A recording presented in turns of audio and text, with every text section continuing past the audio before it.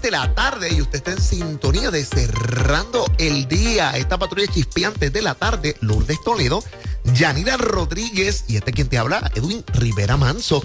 Y tenemos un tiempo muy interesante. Este fin de semana y toda la semana en Puerto Rico ha estado, ¿verdad?, bastante convulso y cargado con el asunto de la violencia en contra de las mujeres. Un fenómeno, ¿verdad?, en la primera plana del periódico Primera Hora. Decía 23, un número que podías verlo a cualquier distancia por lo enorme. Algo hay que hacer y diversos sectores han comenzado a hablar de los reclamos. Pero quizás hoy tenemos la oportunidad de echar un vistazo a nuestra historia, al patrón sociológico de cómo se expresa en nuestra realidad caribeña esa experiencia y si podemos también darle una experiencia de contextualizarlo a través de los ojos de Jesús. Para eso está nuestro amigo aquí en Eliezer Ronda, que está con nosotros ya tempranito. Buenas tardes, Eliezer. Buenas tardes, Edwin.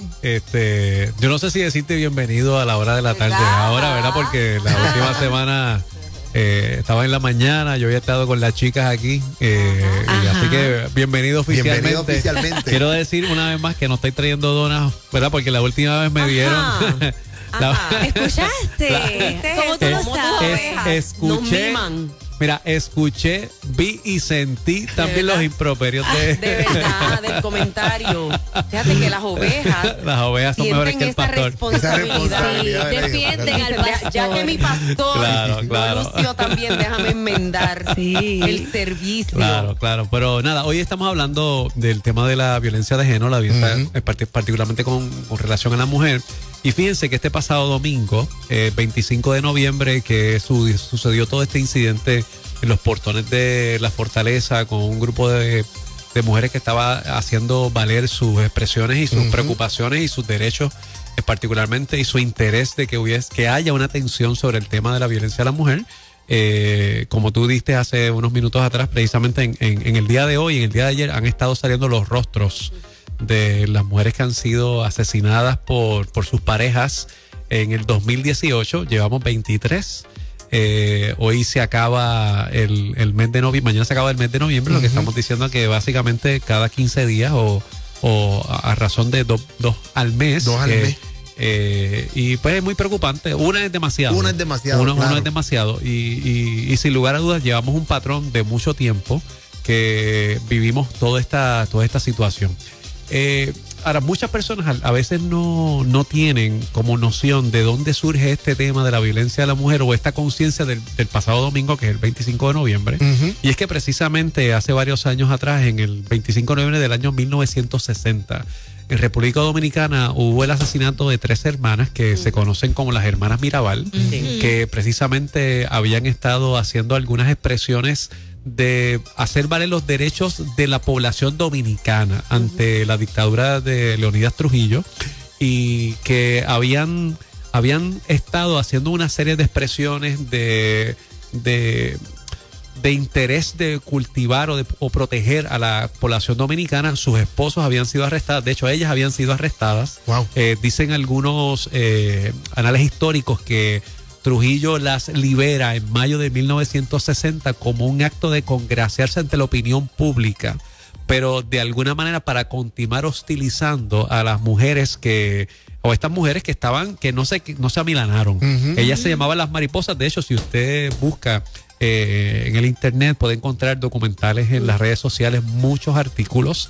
Y precisamente el 25 de noviembre de 1960, cuando estas mujeres decidían visitar a sus esposos en las prisiones dominicanas, particularmente en el área de Salcedo, fueron emboscadas por algunos militares dominicanos que literalmente las asesinan y fabrican o tratan de manipular la escena para dar la impresión de que fue un accidente automovilístico. Inclusive algunos de los relatos históricos dicen que Leonidas Trujillo, cuando fue informado que en efecto estas mujeres habían sido asesinadas, que él les pregunta: ¿están seguras que fueron asesinadas, que murieron? De manera que todo se viera como un acto natural, pero que se pudiese constar de que su vida se había aniquilado, porque precisamente habían sido personas que estaban ganando cada vez más el favor del pueblo dominicano, de la gente, ante todas las series de políticas o de acciones que había estado haciendo el gobierno de Trujillo, que habían sido desastrosas y detrimentales para la población dominicana. Y lo triste es que la historia, ¿verdad? Dice que fueron asesinadas a golpes, a palos. Fueron brutalmente asesinadas. Fueron de una manera bien grotesca. Sí. E interesante, ¿verdad? Y obviamente una cosa no tiene que ver necesariamente con la otra. Claro. En el caso de las mujeres, de las hermanas Mirabal o de las mariposas, como se llamaban por su seudónimo, no fueron asesinados por su pareja, sino por la imposición del gobierno. Así que obviamente por eso nosotros vemos este domingo 25 de noviembre en lo que ocurrió en la Fortaleza, una expresión de un grupo de mujeres precisamente ante el gobierno, porque en la medida, o una de las cosas que se reflexiona, en la medida que pareciera que el gobierno hace silencio, pudiera parcializarse con el agresor que toma la vida de las mujeres. Así que esto obviamente ha sido un tema bien complejo, bien difícil.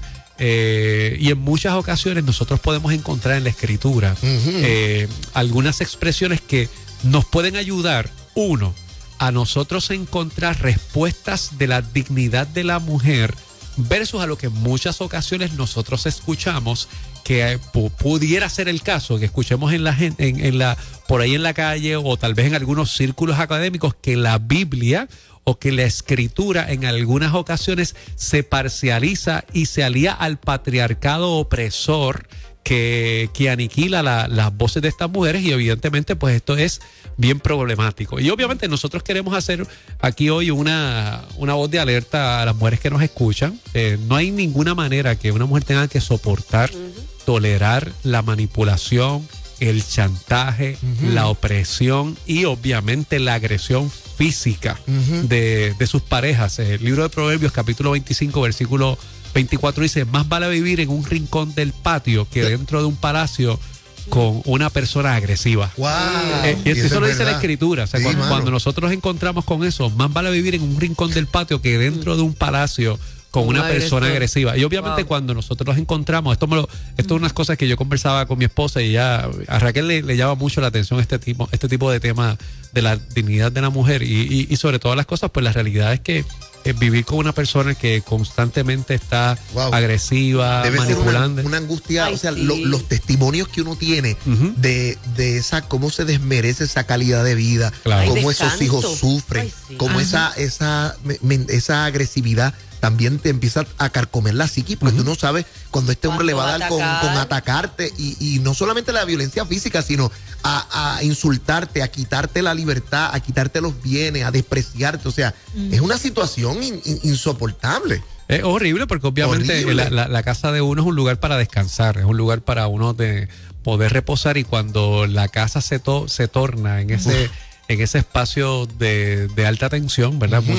Muchas en el mundo de la psicología se le llama a eso la doble jornada de trabajo, que trabajaste durante el día, llegas a tu casa y vuelves a trabajar porque tienes que atender los niños, cocinar, doblar ropa, hacer un montón de cosas, y en muchas ocasiones, algunos patrones, hay hombres que se sientan en la silla a ver televisión, a que tú me sirvas la comida, a que tú hagas lo que yo diga, y lastimosamente en muchas ocasiones utilizando la escritura como base para ese instrumento manipulativo, opresivo, y que obviamente de ninguna manera es tolerable. Yo creo que es importante que nosotros podamos, y aquí yo le hablo a los hombres que nos están escuchando, yo como varón, usted y yo no tenemos de ninguna manera la autoridad bíblica para someter a nuestras esposas a nuestro dominio enfermizo. Y vamos a ver eso en en lo que el tiempo nos permita en este segmento, poder conversar sobre varias de estas cosas. Pero fíjate, Edwin, para ver esto desde la escritura en varias instancias, se me ocurren 3 textos bíblicos que podemos trabajar. Tal vez podemos hablar de 2 con mayor detenimiento, pero por ejemplo, nosotros tenemos el caso de la mujer samaritana, que en su momento se encuentra en el pozo de Samaria. Y es curioso, y porque en un momento dado hay una discusión teológica donde se adora. Esta mujer está sola. Al ella ser una mujer samaritana, ella literalmente es la hija de un matrimonio mestizo. Ella no es, como digamos, pura judía, como esa población judía podía haber. Y esto yo hago, y aprovecho y digo esto porque yo creo que una de las poblaciones vulnerables que nosotros tenemos en nuestro país, en Puerto Rico, es precisamente la mujer dominicana. Sí. Porque se ve desprovista de su familia inmediata, que no está aquí, porque obviamente aquella persona que a veces tiene su familia cercana, pues puede recorrer la casa de la tía, puede recurrir a la casa de la mamá, de la abuela o de un familiar, pero a esta persona que tal vez es inmigrante, que su familia no está cercana, se encuentra sola y de repente sin recursos en donde podemos atender todas estas cosas. Así que usted conoce la historia de la mujer samaritana. En un momento dado Jesús le dice a ella, ve y llama a tu marido, y ella le dice, pues mira, pues no tengo marido. Y Jesús dice, pues bien has dicho, porque 5 maridos has tenido y el que tienes ahora no es tuyo. No es tu marido. Hay algunos comentarios bíblicos que hablan acerca de esto, algunos comentaristas, porque destacan. Porque nuestra primera aserción cuando escuchemos un comentario como eso es como, esta mujer tiene es de la vida alegre. Claro, de la vida alegre o bien peyorativo, tiene millaje, se iba con cualquier persona. La realidad es que en algunos comentarios bíblicos dicen, particularmente cuando nos vamos al libro de Mateo, capítulo 22, nos encontramos que en un momento dado los saduceos le explican a Jesús, le preguntan a los fariseos que si una mujer se casa con su hermano y no le da hijos, y después se casa con su otro hermano y después con su otro hermano y con su otro hermano, ¿a quién le pertenecería en el reino, en la resurrección, debo decir? Y obviamente eso parte de la premisa, porque usted sabe que en la tradición patriarcal judía la dignificación de la mujer estaba precisamente en la procreación, pero sobre todo en dignificar al hermano mayor, porque le daba descendencia. Claro. Y en este caso, pues muchos de los comentaristas dicen, lo que posiblemente está ocurriendo aquí es que esta mujer, precisamente al haberse casado con el primero, no le había podido producir hijos, así que tenía que casarse con su hermano, y como no produjo hijos, tiene que casarse con su otro hermano, y como no produjo hijos, tiene que casarse con su otro hermano. Y esto es interesante porque en el texto bíblico aquí, básicamente hay un dilema de la verdad, ¿verdad? Dime qué es lo que está pasando, ¿verdad? En un momento ella habla cuál es la verdad, ¿verdad? ¿Dónde se adora? Y Jesús eventualmente dice que la hora viene y ahora es cuando los verdaderos adoradores adorarán al Padre en espíritu y en verdad. Es decir, que se exponga lo que está oculto.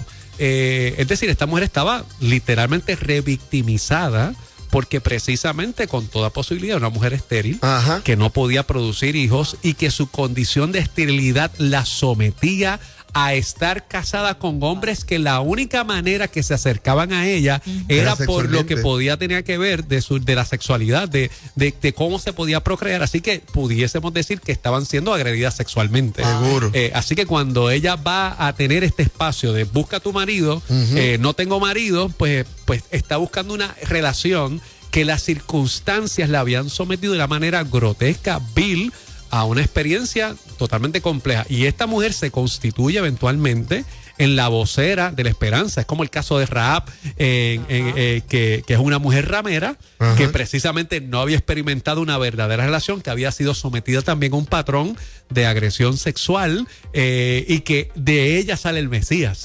Es interesante, ¿verdad? Está el linaje ahí. Está en el linaje si nosotros miramos la genealogía. Tenemos el caso de la mujer adúltera, que es sorprendida, que también está en el libro de Juan, en el capítulo 8.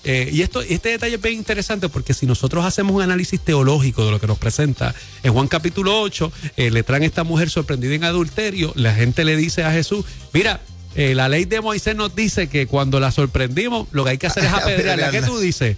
Y usted conoce el resto de la historia. Jesús escribe sobre la tierra y Jesús dice, pues el que esté libre de pecado, que tire la primera piedra. Qué genial, ¿verdad? Y es curioso porque si nosotros miramos el texto bíblico de una manera responsable y hacemos una buena reflexión bíblica teológica, nosotros nos encontramos precisamente en el primer capítulo de Juan, en el versículo 17, un texto que para mí me parece genial, que es cuando el autor dice, pues tomamos todos gracia sobre gracia, pero pues la ley por medio de Moisés fue dada, pero la gracia y la verdad vinieron a través de Jesús. A través de Jesucristo. ¿Qué quiere decir?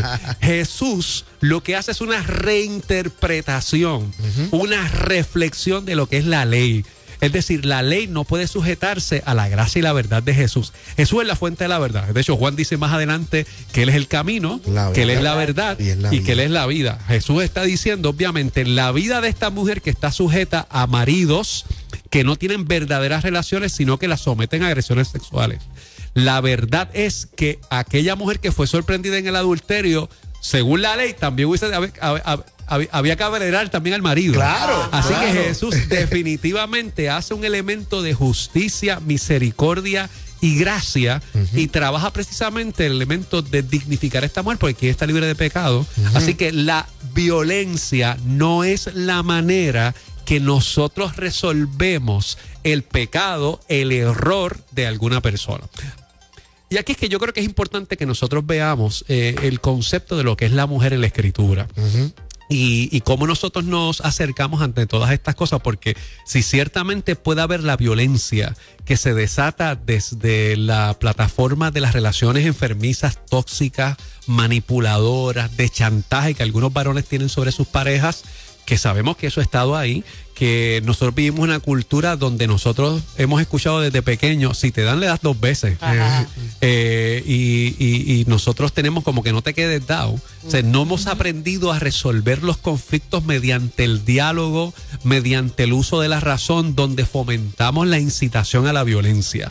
Donde nosotros vivimos en un patrón donde le decimos al nene que puede tener 2, 3, 4, 5 novias, que está bien tener novia desde kinder o desde primer grado, y que las nenas no... Pero el nene sí. El nene sí, claro. Y obviamente hay cosas, y a veces hasta lo fomentamos dentro de los hogares evangélicos y cristianos. Y eso es preocupante porque precisamente empezamos a distorsionar el contenido de lo que son las relaciones humanas. Y entonces nosotros hemos visto unas relaciones de bastante dominio y patriarcado que son muy enfermizas atendiendo a las mujeres en medio nuestro. Pablo, cuando escribe el libro, cuando habla acerca de la relación del hombre y la mujer, particularmente en el matrimonio, nosotros vamos al libro de Efesios capítulo 5, versículo 22, cuando básicamente dice el texto bíblico, o asociamos que ese texto le dice a la mujer que tiene que estar sujeta a su marido, ¿verdad? Básicamente el comentario que nosotros utilizamos en Efesios capítulo 5, específicamente el versículo 22, es que dice que las casadas estén sujetas a sus propios maridos como al Señor. Porque el marido es cabeza de la mujer, así como es Cristo cabeza de la iglesia, la cual es su cuerpo y él es su salvador. Ahora, lo que para mí me parece que es un problema bíblico, teológico y exegético no es tratar de ver qué nos dice el texto antes de todo eso. Porque al principio Pablo, en el versículo 17, o el autor nos está diciendo que nosotros no seamos necios, sino más bien sensatos en cuál es la llenura del Espíritu de Dios. Dice, no nos embriaguemos con vino, en lo cual hay disolución, antes bien ser llenos del Espíritu, ¿verdad? Y a veces la fragmentación, ¿verdad?, con que leemos la Escritura con los textos, nos hace como desprender de esa pericopa que comienza diciendo, es que es importante sujetarnos los unos a los otros. Claro. Pero como hay una frase que va muchas veces en Reina Valera o en alguna sección a darle título a lo próximo, lo desprendemos de lo anterior. Claro, es una mala lectura de la Escritura o una lectura totalmente parcializada, donde utilizamos, ahora digo yo, el famoso dicho que tocamos textos fuera de contexto para utilizarlos de pretexto, y en este caso para manipular las relaciones hacia la mujer. ¿Qué dice el texto? Que no nos embriaguemos con vino, lo cual hay disolución. ¿Qué pasa cuando una persona se emborracha? Está fuera de sí, pierde la noción, dice lo que no tiene que decir, entiende que todo es a base del texto. Está diciendo, no seamos insensatos, no nos embriaguemos. Y si ciertamente nosotros no promovemos la embriaguez a través del alcohol, tampoco podemos promover la embriaguez de poder. No podemos promover la embriaguez de manipulación, que en muchas ocasiones hay. ¿Y qué dice el texto? 1, que nosotros hablemos entre nosotros con cánticos, salmos e himnos espirituales. Es decir, si lo que nosotros hacemos en nuestra relación no inspira a la persona a alabar a Dios, pues no estamos llenos del Espíritu. 2, dice que tiene que haber gratitud en lo que nosotros tengamos. Haya buena comida, haya dinero, las circunstancias sean difíciles, tenemos que estar agradecidos, y eso nosotros hablamos la semana pasada en todo el Día de Acción de Gracias. Y en tercer lugar dice, sométanse los unos a los otros en el temor de Dios. Si el sometimiento no es colectivo, si el sometimiento no es mutuo, entonces hay manipulación, entonces hay una relación opresiva de poder, y no puede haber lo que te está diciendo el texto, que es llenura del Espíritu. Si los verdaderos adoradores adoran al Padre en espíritu y en verdad, pues entonces nosotros no podemos utilizar nuestra relación con nuestra pareja como una excusa de la sexualidad y no respetar su dignidad. Yo creo que la Escritura nos presenta muchas cosas. Esto es un tema que definitivamente podemos seguir explorando. Seguro que sí. Y estamos convocando a todos a que reflexionemos cómo tratamos a nuestra pareja, cómo tratamos a la mujer, y cómo desde el púlpito, desde la reflexión bíblica, podemos dignificar, apoyar, restaurar y darle lugar a la mujer en nuestra congregación. Oiga, usted ha escuchado al sociólogo y pastor Eliezer Ronda, y siempre esta palabra es tan poderosa. Queremos, Eliezer, que nos compartas dónde la gente puede estar en contacto contigo, las redes sociales y también la iglesia que pastoreas. Sí, soy pastor de la iglesia Discípulos de Cristo Metropolitana, que queda en la avenida de Dios, avenida Américo Miranda, en el 1270, cerquita del centro médico. Puede comunicarse con nosotros al 787-781-2171, 787-781-2171, o entrar a nuestra plataforma de Facebook, que es ICDC Metro, facebook.com/ICDC Metro, o puede visitar nuestra página icdcmetro.com para que vea nuestra programación, lo que nosotros tenemos y cómo podemos ser de ayuda a usted. Óigame, mucho más aquí en Cerrando el Día. Quédese con nosotros, ya regresamos.